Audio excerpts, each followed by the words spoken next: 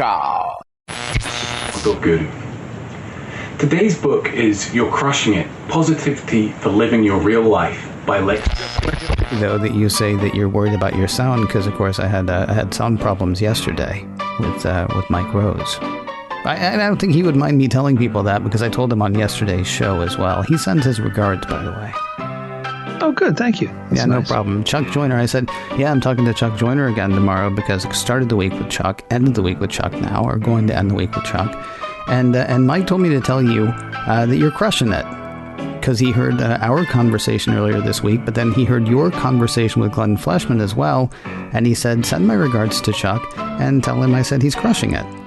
That's very nice. I appreciate that. He did not tell me that I was crushing it, but I will probably have him on the show again anyway. I don't know. We'll see how it goes. Chuck Joyner is here with us, everybody.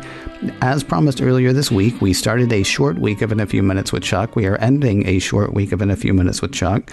You said 3. I said, how many things would they have to announce to make this a loaded event? And you said 3. Have you recovered from the amount of things that Apple announced at Tuesday's event? Yeah, I mean, recovered is an interesting word. I still don't feel like I'm competent on all of the announcements. I've studied a few of them. Mm-hmm. When we talked about 3. I didn't anticipate several of the announcements being made with 5-minute and 10-minute durations.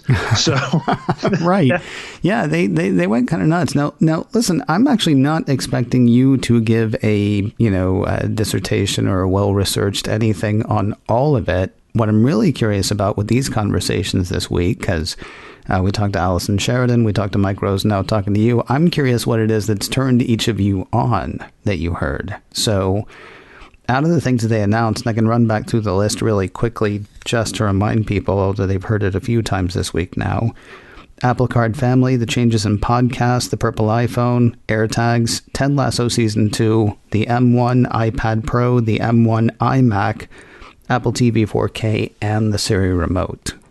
Of those things, what captured your imagination? And follow-up question, is any of it going to capture your money?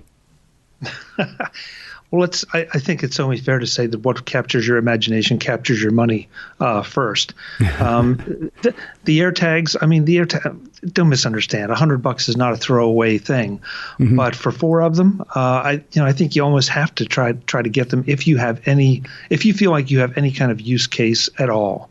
And my personal use case is that one of these days we're going to be going back outside at some point. Mm-hmm. And I like to keep track of my backpack. And when I travel, I like to have some idea of where my luggage is, even if the airlines don't. And the AirTags have a good chance of doing that for me. Right. Because the airlines don't always do such a great job with that. So those are my 2 big use cases. And that leaves me 2 AirTags left over to give to other people in my family to try them out.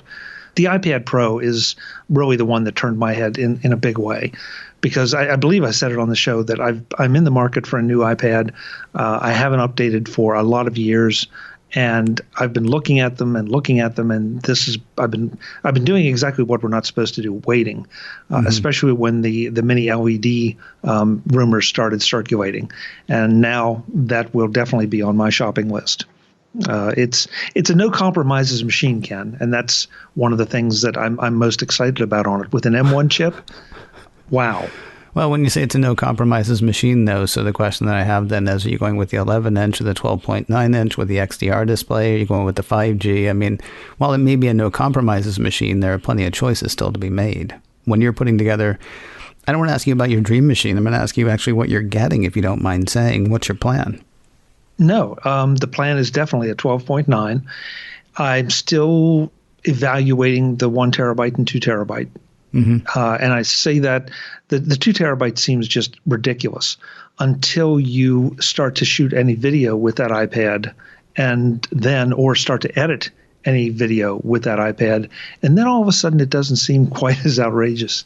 With the Thunderbolt port, there will be the obvious option for external storage.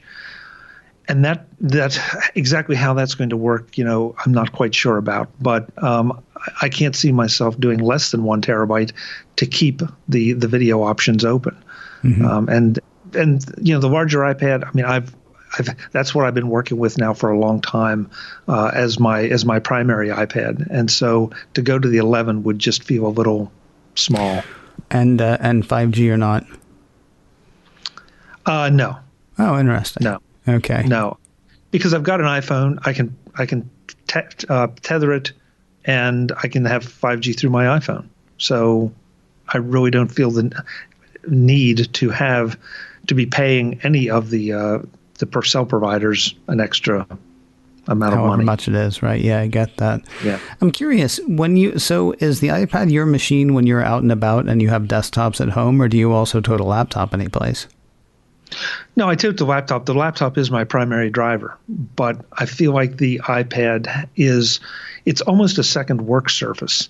It's almost a second monitor, if you will, that's not connected, because I might run some of the same apps I would run on my laptop if I'm out, but say at the office or say at a coffee shop or at a conference or wherever. So I can easily answer email on my laptop, but I may be dedicating my laptop to other things like editing video or working with something. And so I can put my email over on the iPad and have that same experience. Okay. Are you bummed that you don't get your choice of like 9 candy colors with that, or 7 candy colors with that? What was your take on the whole? The colorful iMac line?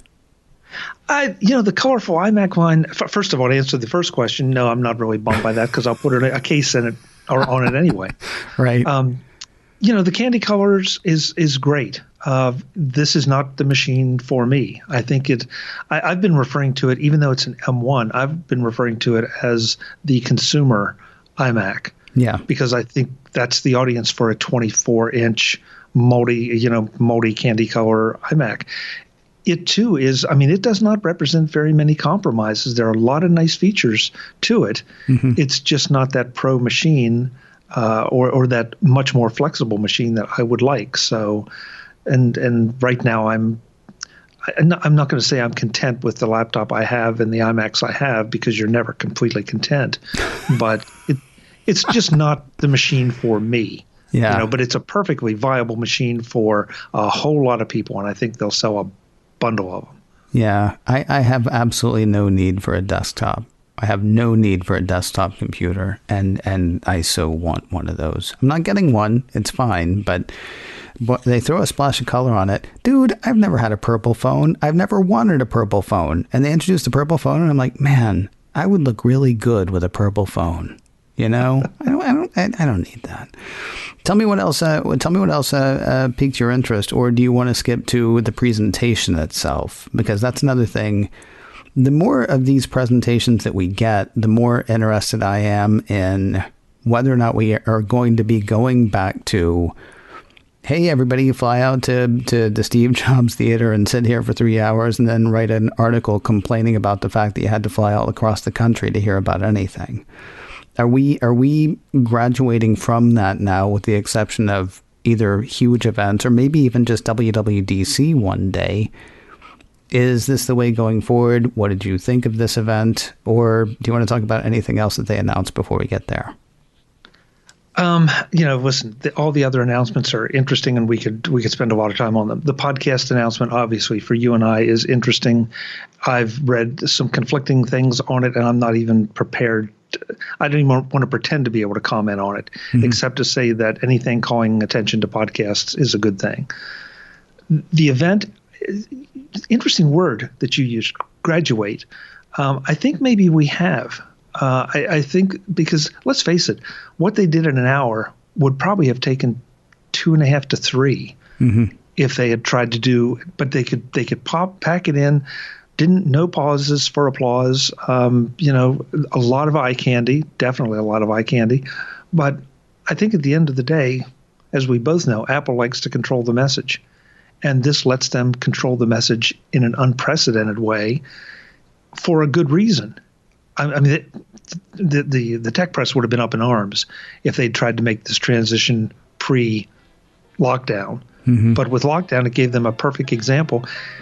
And now we're seeing a lot of people say, hey, I kind of like this because I don't have to travel. I mean, do I miss seeing friends and all? And I never was invited to the events to get the hands-on time.